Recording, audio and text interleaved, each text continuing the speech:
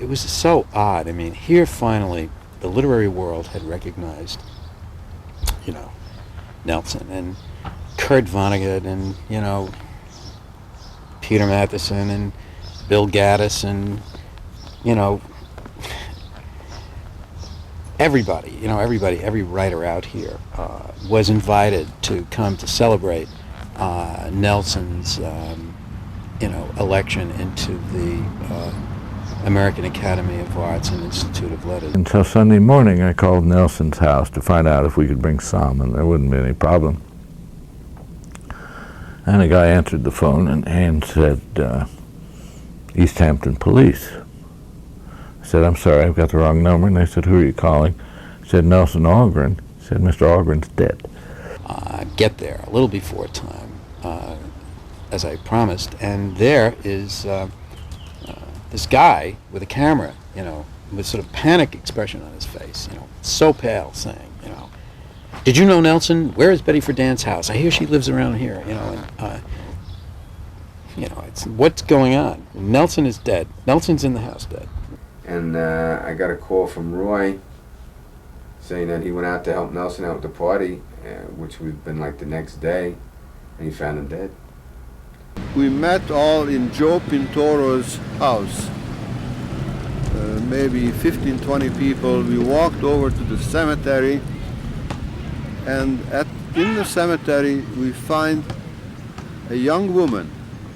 Well, I mean, I could not believe this woman. She was sort of like an angel, you know. She appeared dressed in black lace, black everything, with gold shoes that, you know, my God, you know, who would dare? She read in the paper that it was Oakland Cemetery, and she wound up in an Oakland Cemetery. I think she almost went to Oakland Cemetery in Chicago.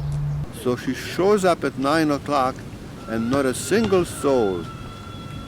She was very upset and worried that Nelson Algren is dead and nobody comes to his funeral. Finally we show up.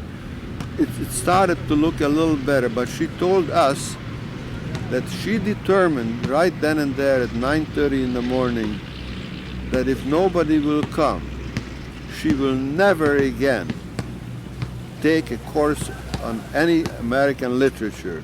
She will stop reading. City of the big gray flannel shoulders, where fog comes at little cat feet. They told me you were brutal, and I answered, in what other city can I buy a judge for $5 and be so sure he'll keep his word? What's so brutal about that? Hog butcher for the world, laughing the stormy, husky, brawling laughter of youth. They told me you were crooked, and I answered, in what other city can I get homicide reduced to manslaughter? Manslaughter to a felony to a misdemeanor, and then get my gun back? What's so crooked about that?